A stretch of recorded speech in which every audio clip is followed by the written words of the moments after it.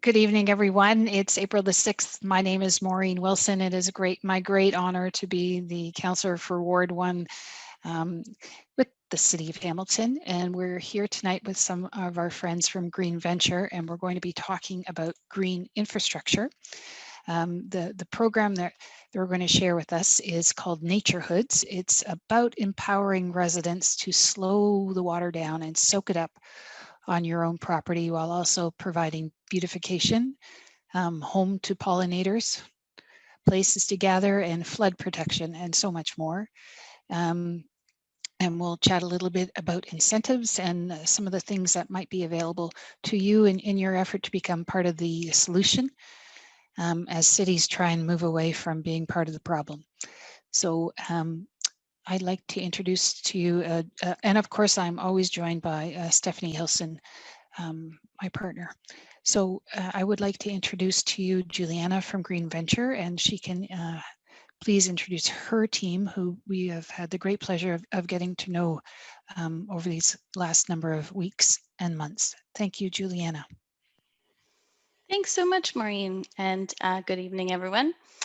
And so as Maureen mentioned, I'm the Executive Director of Green Venture, and I'm very happy to be here and introduce to you Miranda Burton and Helena Cousins, who Miranda is a program manager managing this program, and Helena is a program coordinator at Green Venture. And I have nothing to say about the program right now. I'm going to hand it right over to Miranda. And thanks everyone for being here. Thank you, Juliana, for introducing myself and then also introducing my partner in crime, Helena, who is also working on the Naturhoods program with us. So let's just dive right in. We're so excited to be launching this in Ward 1. So I just want to get started with you guys. So bear with me. All right, starting off with Green Venture. Some of you may be familiar, some may not be familiar with who Green Venture is. We are a not-for-profit organization here in Hamilton working to help residents implement greener practices in their homes and in the community, and hoping to make our city a climate champion. Our work does spread across many areas of interest. We do things from zero waste to a community garden that we have on site at our Eco House, and our offices where we would usually be situated and probably do an event like this is on a 19th century farmhouse property where community members can actually come and visit to learn more about sustainable initiatives and green initiatives going on, all in a great hands-on experience. So we hope to one day you'll get to visit if you haven't already. But today we're going to dive in deeper into stormwater and the impacts of it and how we can solve some of those issues through green infrastructure. So just to give you a little precursor, back in March of 2019, about 2 years ago, the city of Hamilton declared a climate emergency. And climate change is forcing us to adapt to, as you can imagine, very extreme weather events, including urban flooding, which is what we'll be talking about a lot tonight. There's been an increasing number of record-setting storm events in Hamilton, at least 20 100-year storm events since 2004. That's quite a bit for what we're usually meant to experience. And some of you may have personal experience with stormwater, such as the rainstorm event that you may have experienced back in 2020 in August that had a lot of flooding and sewer backups in Ward 1. So this may be something that hits you close to home. But basically, if you don't know what runoff is, it's the rainwater or meltwater that's not absorbed, so it's not infiltrated back into the soil or the bedrock. So every time we have water that runs off impermeable surfaces in our city, it either goes to a catch basin, a stormwater management pond, or right into the natural environment through an urban creek. And when the water enters the catch basin, depending on where you live in Hamilton, it either goes into a combined sewer system or stormwater management pond. And in Ward 1, where many of you or most of you are probably in right now, the runoff goes directly into the combined sewer system. So it enters via the catch basin or the storm drains, and then it's conveyed in these giant, about 5 feet high underground pipes, and they are usually made out of brick or concrete, clay, or even PVC. And this is known as gray infrastructure. And then that is moved into the Woodward wastewater treatment plant, where it goes through a multi-step treatment process and then released into the harbor. So we built these big, huge, expensive storage tanks to help hold the excess combined sewage treatment or sewage, during rainstorms, so that it can later be sent to the water treatment plant after the stormwater event ends. But this prevents our sewer pipes or streets or homes from flooding when the volume of water entering the system is more than it can handle.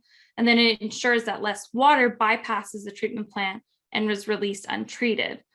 But the storms that we've been talking about, these more than 100-year storms, or less than, I should say, are overwhelming these tanks. And then untreated or only partially treated sewage and stormwater is released directly into our urban creeks and our waterways.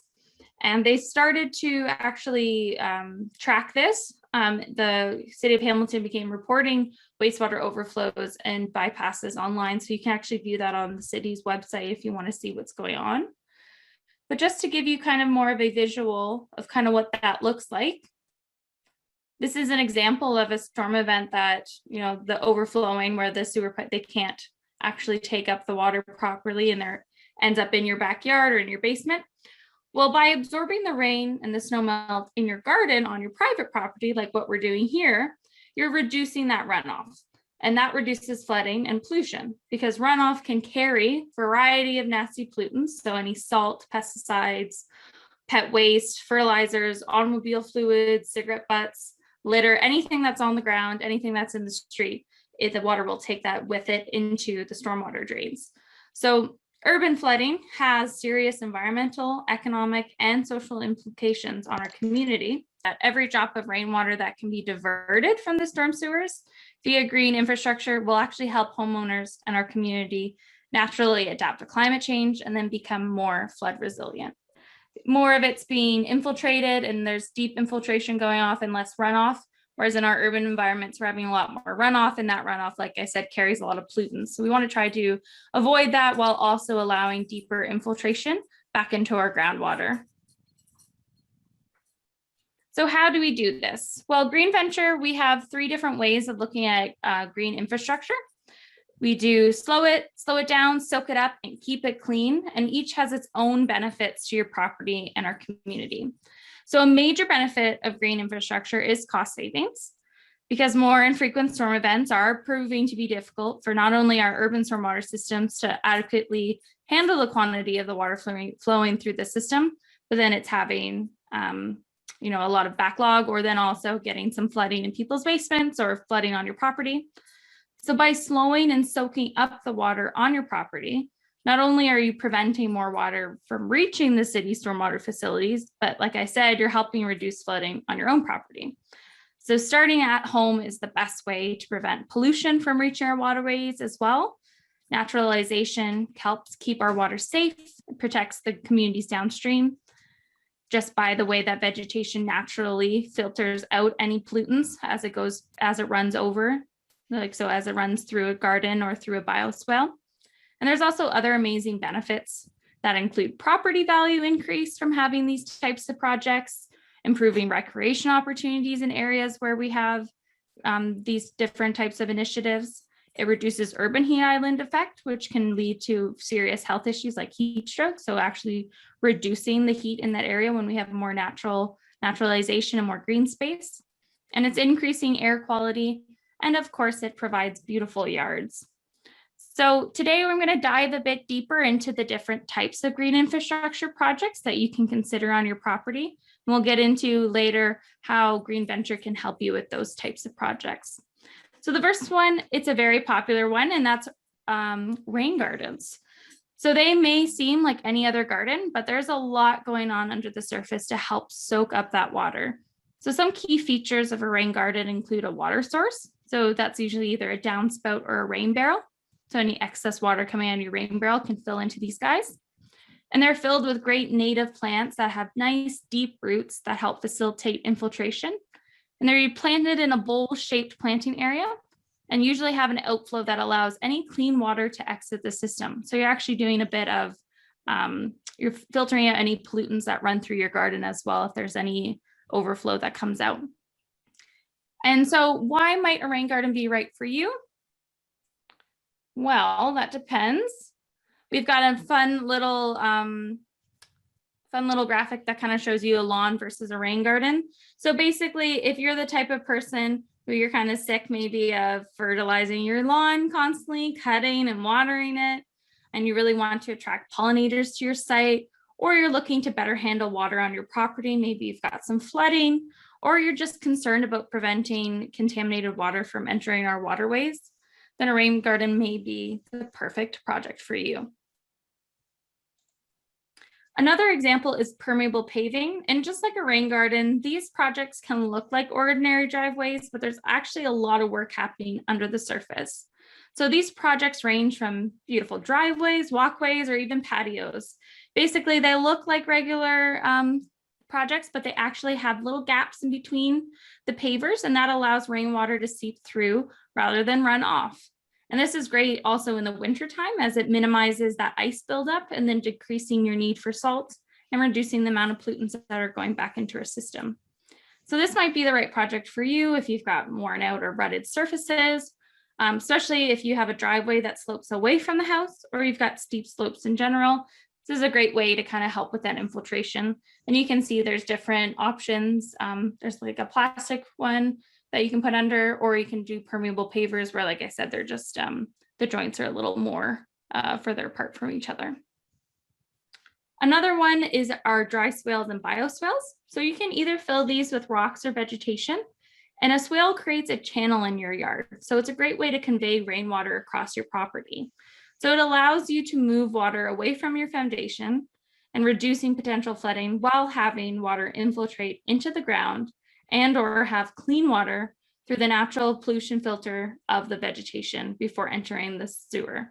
So it's a great way, like I said, if you've got water, say in the back of your yard, you want to move it away from your basement and away from your foundation. It's a great way to convey water that way. And then, like I said, it either directs it through your yard, you can have it empty into a rain garden, or it can go into the sewer. And then it's a great way, if you use any vegetation, it can clean that water as it makes its way through as well. So this might be perfect for your, especially if you have a narrow property, it might be the best fit for you. The next one is infiltration galleries and soakaway pits. Again, these look like a regular lawn a lot of the time, but there's a lot more advanced stuff going on under the surface. So very simple terms, you would dig a hole and then infill that with permeable materials, so a plastic grate or gravel, and then it allows water to slowly infiltrate into the ground. And you can see there's kind of the different examples, and it ends up looking a lot of the time, like I said, it can look like just regular lawn, or it can be rocks.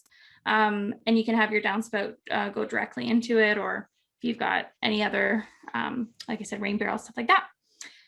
And it may be the solution if you're just looking to maintain space on your property, you've got high soils with high permeability, and or you're looking to have something that you're able to keep up with regular maintenance of your downspouts, because you just want to prevent pollution and blockage going into those and making sure that those infiltration galleries or soakaway pits are working properly. So those are the main ones. So what's that have to do with Naturhoods? So those are just a couple projects that we are going to be incentivizing over the next season. And so if any of these are speaking to you, and these are some projects that you would really like to see on your property and you're interested in, we're going to talk to you more about what Naturhoods is and how it can equip you and support you in this green infrastructure journey that may be a first for some of you. So the program process, we have a new saying that we've developed. So growing your Naturhood is as easy as ABC. So we're going to start with A, which is attending a workshop. So after this workshop, we'll have a design workshop next month in May. So this is a more information session just to give you an idea of what's going on in the program. Like I said, there will be a chance to ask questions and get some answers that way. But this one will dive a lot more deeper into the details on your projects and more of the design. And we'll have details on how to register for that event after this meeting. It will be limited capacity just because we want to make sure people have the chance to talk to our hosts, which will be our rain coach and green venture staff, myself, Helena, and our garden consultant. And you'll have a great chance to talk to them about design considerations and for some of the projects that we presented today. So if you want to get more information from them on that, there'll also be a pre-application worksheet that you can fill out to start thinking more about your property, what's going to fit on your property, what are the worries you have, looking at the downspouts, looking at your soil, stuff like that. So again, this is going to be a limited workshop, but if we have enough interest, we will be opening it up to multiple dates. So you'll be able to start signing up for that after this meeting. And it is, if you want to be eligible for the rebates, you do have to attend one of the workshops. So just as a heads up. So more on the rebates. So after you go to the design workshop and you've gone through it and you figured out that it makes sense for your property, you're in Ward 1, you're able to do the work. It makes sense. You can work within the eligible constraints of the projects, all that stuff. Any eligible projects that apply can receive up to $500 in rebates on specific costs, and I'll get into that later. The number of the projects that are eligible for the rebate are limited just due to funding, but each application we receive, we will vet through our rain coach and staff. So this is a great opportunity just to learn more about the projects and work through some key components for implementing. So even if you aren't able to get the rebate, but you want to learn more, or you just want that extra help, that will be there. And so those are really valuable options that are going to be free for you to take advantage of. But the applications will be opened up next month, and it'll just be about a month, just so that we can get as many as we can in, while also trying to be very aware of just the limited rebates that we can offer this season. And there will be opportunities to apply again in the fall and then into next year. So if you don't make it this first time, that's okay. Or if you're maybe not ready for a project yet, there is an opportunity in the future to get involved. And as part of that, after you apply, we will be prompting you. We'll follow up with everyone that applies, and we'll offer consultations in person or virtually to discuss your project. So if you have a project that's maybe a little more in depth and requires our rain coach to help you, you've got really big flooding issues, or you're trying to take on something really intensive, we have access to our rain coach, and he will be able to walk you through some of those steps. And also you'll be able to meet with Helena or myself virtually to just discuss your project more in depth, help you through maybe some of the steps that you're working on, offer you advice, and go over the rebate process in depth and make sure that you understand the project timelines, the milestones, all that stuff, just to make sure you're on top of all of that and help along the way. So the way that we're going to do it is that once the projects are approved by staff and you've gotten your timeline, you're ready to go, we're going to ask that people confirm and complete their projects by August 31st. That just allows us to make sure that we can get the rebates to you in time. And over that time, there'll also be opportunities to have work bees where volunteers can come and help you build your project. And staff will check in with you along the way to gauge the process of your project. Do you have any, delays due to contractors or delays due to materials not being in time? We always discuss that and see if we need to move that date around for you, but this is just kind of to give us a good timeline going forward. And also make sure that any expenses and photos are well documented so that you're not rushing at the end to find them all. And then finally, the best part, I think, my favorite part, is you get to celebrate your hard work. So whether you're doing a DIY or you're doing where you're going to be strongly encouraging, or you're getting contractor, whatever you might do, we want to celebrate your hard work and the fact that you did something great, not just for your property, but for your communities. So this is going to be an opportunity to have a yard sign up that'll outline how your project is contributing to the betterment of your naturhood, as we're calling them. And you could even become a part of our recognition program. So we're hopefully going to be launching that in the next year, where we're going to recognize different projects across the city, just so that we can connect people, like-minded people, and again, just celebrate this great work that everyone's doing.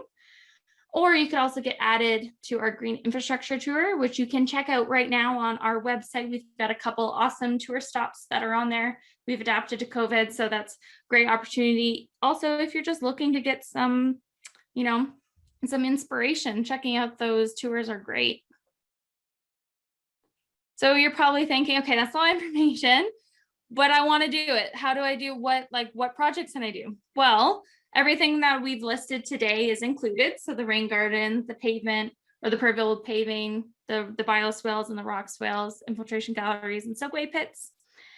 And material costs is what we're covering. That's probably what you're asking. The biggest one is, what are you going to help me pay for? So the projects we listed, plus any material costs that are associated with them. So we are trying to do anything south of the downspout. So if you want to add a rain barrel to feed into your rain garden, If you're looking at native plants to fill the bioswale or rocks for the dry rock swale, or you need permeable material for the soakaway pit, stuff like that, soil, gravel, rocks, etc. Anything that's, we're not talking about getting a new downspout, but if you've got some netting you need to put at the bottom of a downspout or any rubber to help, convey that water into your rain garden, stuff like that, that'll be included. We will be providing an expense tracker, and we'll remind you to keep track of all those expenses and document the process. And like I said, it's open to all residents in Ward 1, but if you know anyone else across the city that would be interested in the program, encourage them to apply. That way we'll have their information and we can share the resources. Because like I said, a lot of this program, it is going to be really valuable, like the design workshops, the ability to talk to our rain coach, the ability to check in with the Green Venture team. So that's a great opportunity. And also, if you aren't the homeowner, just make sure you have written consent to do the work as well. That's another thing. We don't want to get into any trouble. So that's just another caveat that we have as part of the program too. And so if that's not enough to get you excited, I have a little homeowner testimonial. So this is Catherine. She is one of our past residents who did a program or did the program Catch the Rain, which was the precursor to the Naturhoods program. It was a pilot project we did in Dundas. So this is her and talking about her swale, just so you can kind of see some first experience, what it's like to do a project like this and how it helped her property. So I'm just going to play this short video. This area right here was just a patch of grass and weeds. There was a huge amount of water that ran from the back of my property down this area and right out and onto the road. What has happened is that we've extended the downspout a little bit farther, and Green Venture came and dug out quite a lot of that old compacted earth, dug this lovely curved area that empties out into a garden. This has been a really, really, really effective way to deal with water, both coming down from the back of my house and also off the roof.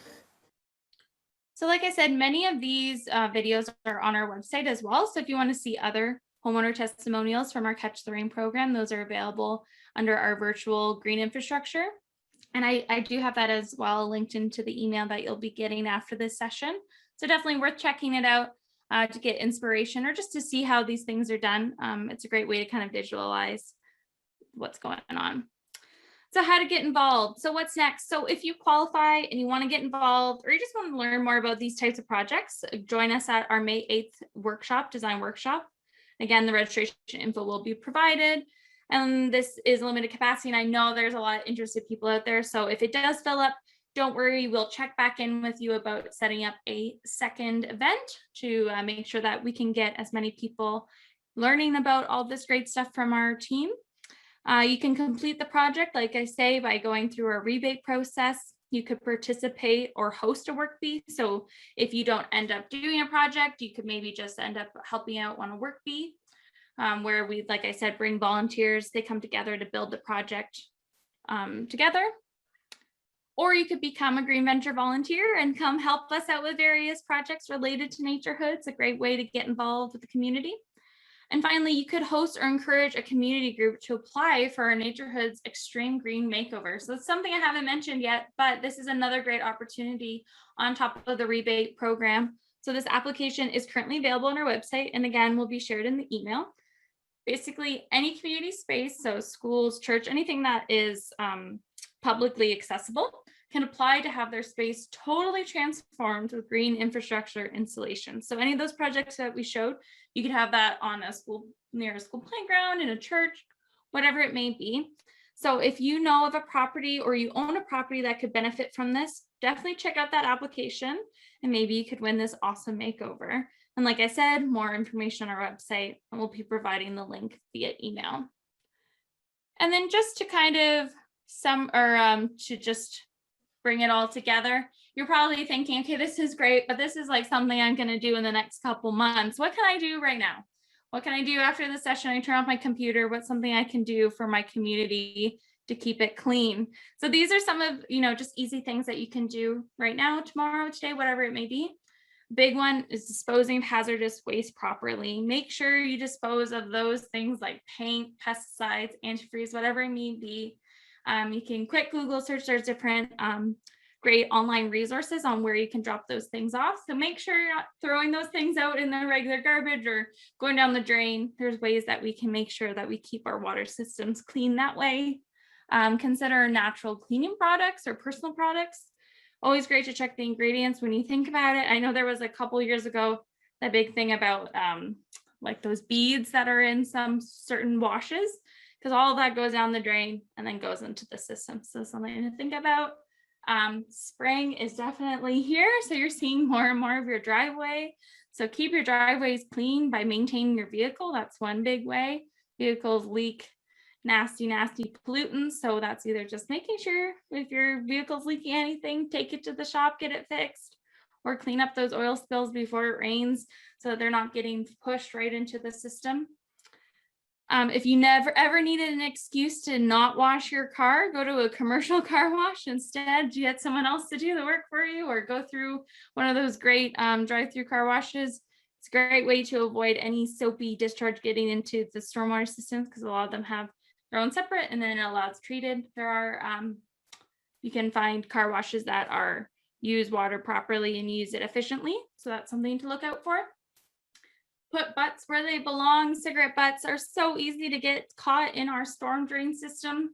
So just making sure that you're keeping cigarette butts off the ground and out of our stormwater system. Consider spreading only natural fertilizers. Like I said, the way runoff works is it picks up all that stuff as it goes through your system. So as it runs through your yard, it's picking up that fertilizer and pushing it into the stormwater system. And then that can end up in our beautiful natural bays and our harbor as well. And then the last one, picking up dog waste. So again, same thing. It can go right into the stormwater system if we don't clean it up, and it's filled with nutrients that our system is not equipped to deal with, the natural system. And then this is also kind of comes up to, sorry, there's a dog trying to escape my room a little bit. Another thing to consider is that we will be doing an adopt a storm drain program in the future. And that will be just like an adopt a road. We're picking up litter around storm drains, making sure they're clean, because as they get bogged down, they either push litter into the system, which then leads to problems, or it blocks them and then it overflows, and then we've got backups and issues like that. So that is it. That's a lot. I hope hope that was helpful and gave you guys some inspiration to get started. Thank you very, very much, Miranda. Thanks to the Green Venture team. Thanks to all the participants who have joined us tonight. You're already taking a leadership role in doing that, and your commitment to our natural environment and to, frankly, our urban waterways and everything else. So again, thank you. Thank you everyone for joining us this evening. Thanks to Green Venture. Thanks to Steph. Pleasure to be with you.